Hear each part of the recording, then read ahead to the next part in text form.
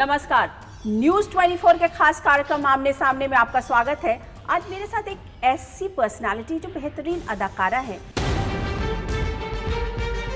आपको एड्रेस कैसे किया जाए? रानी मुखर्जी, रानी आदित्य चोपड़ा, रानी मुखर्जी चोपड़ा। तो आपने कौन सा मार्शल आर्ट सीखा? शादी के बाद रानी में क्या बदलाव आया? क्या रानी भी रोई थी? आपकी शादी बहुत जल्दी और बड़ी सीक्रेट ढंग से क्यों हुई? यशराज में अब रानी के बिना कोई पत्ता नहीं हिलता, मतलब हर चीज पे मैडम का सिग्नेचर चाहिए। रानी अपने मदर इन लॉ से किस तरीके का रिलेशनशिप शेयर करती है? लेकिन आजकल उन्होंने एक नया जिंदगी का दूसरा आयाम शुरू किया है। जी हाँ, न्यूज 24 के खास कार्यक्रम आमने सामने में आज की मेहमान हैं मशहूर अदाकारा रानी मुखर्जी। इन सभी सवालों के जवाब रानी ने न्यूज 24 की editor in chief Anuradha Prasad को दिए। आप बस देखते रहिए शादी के बाद रानी मुखर्जी का पहला interview. Welcome to the show Rani. Thank you. Rani, आपसे सब यही सवाल पूछ रहे होंगे कि आजकल का आपको एड्रेस कैसे किया जाए? रानी मुखर्जी, रानी आदित्य चोपड़ा, रानी मुखर्जी चोपड़ा। आई थिंक आप ही बताइए कि आपको एड्रेस कैसे किया जाए? रानी मुखर्जी। वही नेम आप चाहती हैं जो आपकी आइडेंटिटी थी जी, पहले से? जी जी जी, हमेशा से? जी। बहुत मैं और मेरे जो हस्बैंड है आदित्य, वो भी चाहते थे और मैं भी चाहती थी, दोनों चाहते थे कि I should लेकिन keep रानी, my आपके middle साथ name। ये पूरी चोपड़ा फैमिली की लेगेसी है साथ जी, में, जी। यश चोपड़ा जी की पूरी विरासत है। जी। तो उस विरासत को आप कैसे, कहीं कॉन्फ्लिक्ट तो नहीं होगा? नहीं, एकदम नहीं, क्योंकि यश अंकल का जो परिवार है वो उन्होंने हमेशा औरतों को बहुत ही इज्जत दी है और इसके वजह से मैं समझती हूँ कि उनकी जो सफलता का जो राज है वो इसलिए है क्योंकि उनके घर में, उनके ऑफिस में उन्होंने औरतों को बहुत एक मतलब इज्जत और एक मतलब पेडिस्टल पे रखा है। सेम भी नहीं, मैं मेरे ख्याल से एकदम पेडिस्टल पे रखा है। जिस तरह यश अंकल ने पैम आंटी के साथ भी जिस तरह से उन्होंने अपना मैरिड लाइफ जिया है और जिस तरह से उनके ऑफिस में भी जो महिला जो एम्प्लॉयज़ है उनके साथ या जितने अभिनेत्रियों ने काम किया यश अंकल के साथ, सब बोलेंगे कि जिस तरह से उनको रिस्पेक्ट दिया जाता था या उनको सम्मान दिया जाता था, it was very very different from any other company. So I think it's very special. The people of the company are very special. Yash uncle का जो परिवार है वो स्पेशल है, तो मुझे नहीं लगता वो कोई प्रॉब्लम होने वाला है। लेकिन रानी, ये जो पूरी विरासत है जी। इसका कहीं ना कहीं बोझ भी होगा आपके ऊपर? No, I don't think there is any pressure because I think there have been able people handling the business. There have been able people जिन्होंने ये विरासत को आगे लेके गए हैं एंड आदि के केपेबल शोल्डर्स पे सब चीज़ टिकी है। मेरी रिस्पॉन्सिबिलिटी यही है कि मैं आदि को खुश रखूँ and I should do that well, I think, as a wife. आपकी शादी बहुत जल्दी और बड़ी सीक्रेट ढंग से क्यों हुई? जी। यशराज का बैनर तो जिस तरीके से ऑपुलेंट शादियां दिखाता है बैंड बाजा बारात के साथ में, तो वैसी कोई शादी नहीं हुई? जी, एक कॉन्शियस डिसीजन था आई थिंक आदि की ओर से, because he is a very private person और वो नहीं चाहते थे कि बॉम्बे में रह के हम शादी करें, जबकि हम चाहते थे कि as a couple we should enjoy a wedding. और ये पॉसिबल तभी हो सकता था जब हम इंडिया से दूर एक ऐसी जगह शादी करें जहाँ it would be a very different atmosphere और जो लोग हमारे सचमुच में बहुत करीब है वो हमारी शादी में शामिल हो। और वो ज़रूरी था और हम, मेरे ख्याल से कुछ 15 या 20 लोग ही थे जो हमारे बहुत ही करीब थे। और ज़्यादातर देखा जाता है तो शादी में दूल्हा दुल्हन के अलावा सब लोग ज़्यादा एंजॉय करते हैं और उन पे ज़्यादा बोझ रहता है कि उनको हर गेस्ट को बहुत की तरह से हो जाता है। तो हम नहीं चाहते थे कि उस तरह से शादी हो। हमने बहुत एक अलग शादी चूज़ की and I am very happy कि उन्होंने इस तरह से इटली में चूज़ क्यों किया। की? क्योंकि Italy is a very beautiful place, बहुत ही एक सुंदर जगह है और हम चाहते थे कि यश अंकल की मेमोरीज़ भी हमारे साथ हो, क्योंकि वो हमारे साथ नहीं थे। तो बहुत इम्पोर्टेंट था कि हम एक ऐसी जगह जाके शादी करें जहाँ हमें वो सब बातें याद आए और वैसा एक माहौल क्रिएट हो जहाँ it's everything is very peaceful and very beautiful, और मतलब वैसा ही हुआ. It was quite a fairy tale kind of a wedding for me. आदि तो सबको जग जाहिर है कि बहुत ही प्राइवेट और इंट्रोवर्ट हैं, वो ज़्यादा दिखते नहीं हैं, कैमरे के सामने भी कम आते हैं. तो रानी का क्या प्रभाव उनके ऊपर पड़ा? क्या कुछ थोड़ा सा उनके उसमें बदलाव हुआ?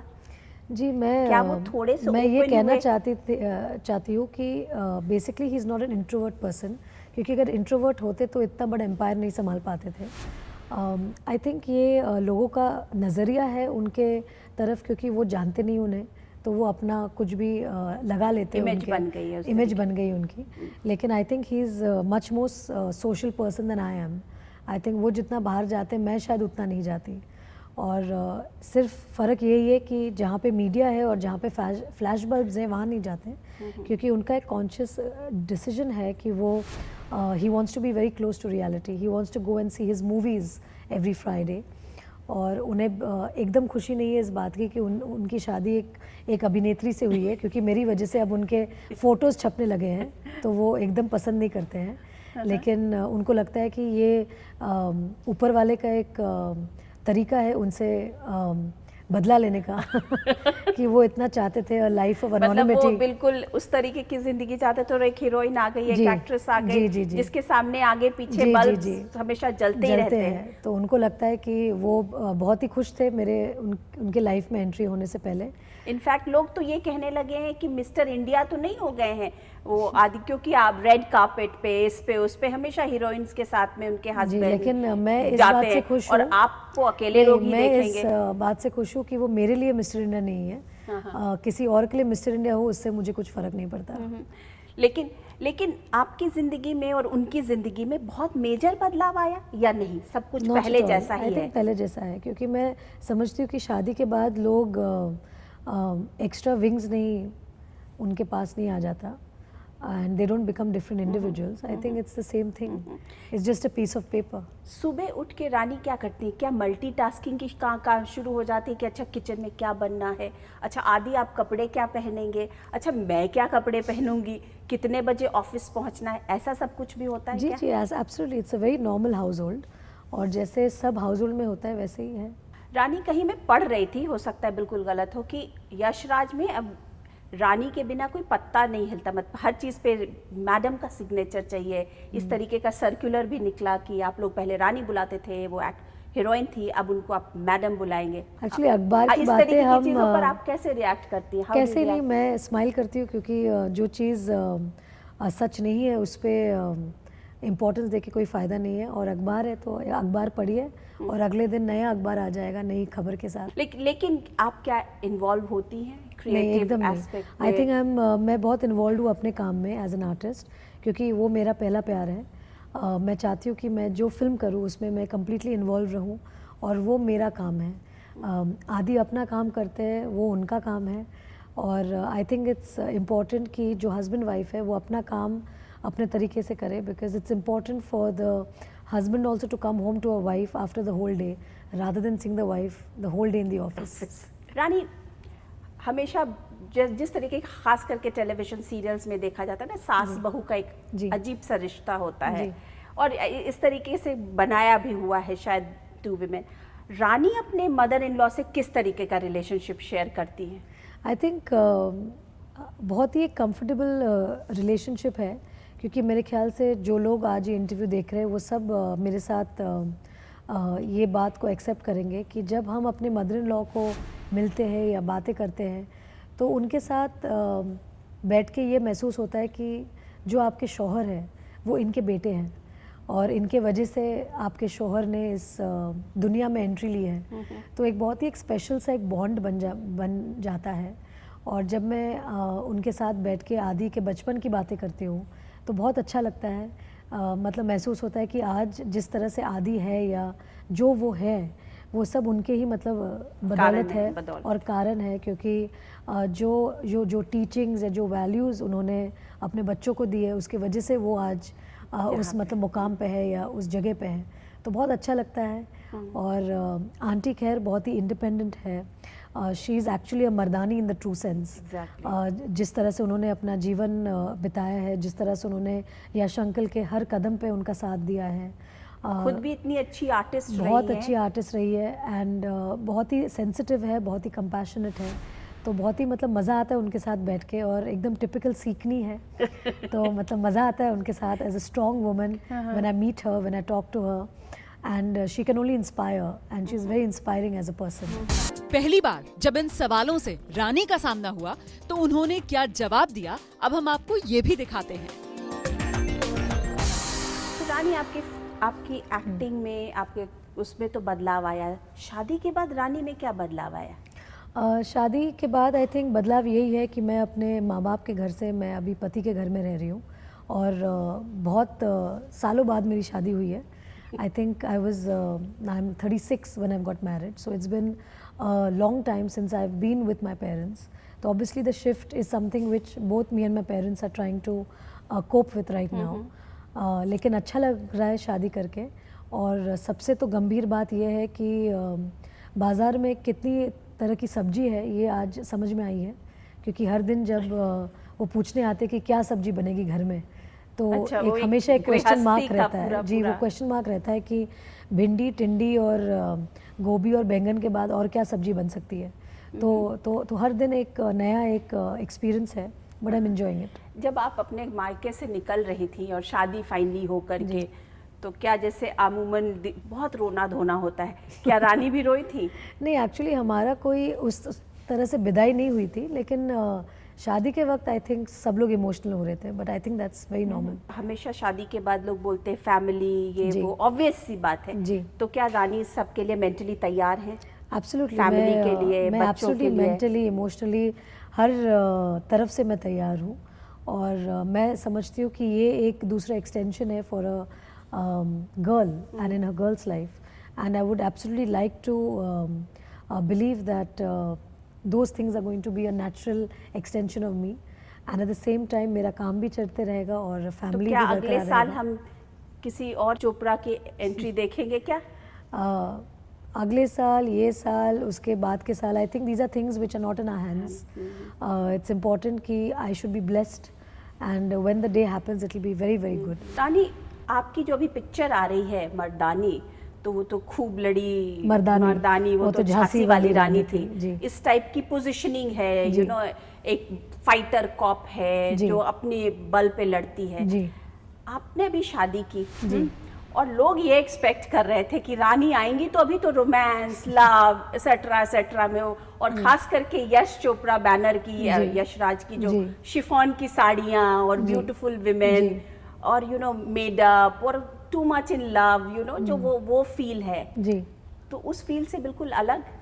जी, क्योंकि जैसे आप तो जानती होंगी कि आजकल हमारे देश का माहौल बहुत ही ख़राब है, और हर दिन हमें कुछ ना कुछ एक घिनौनी चीज़ सामने आती है हमारे सामने। कभी नॉर्थ ईस्ट में किसी का सर ब्लो अप किया जा रहा है, तो कहीं पे किसी को गैंग रेप किया जा रहा है, और एक हमारे अंदर जो हम सिविलियंस हैं, हमारे अंदर एक बढ़ती आक्रोश, एक बढ़ती एंगर, और ये जो हम फ्रस्ट्रेट होकर रखे हैं क्योंकि एज सिविलियंस हम कुछ कर नहीं पाते, क्योंकि इतना हमारे पास से नहीं होता।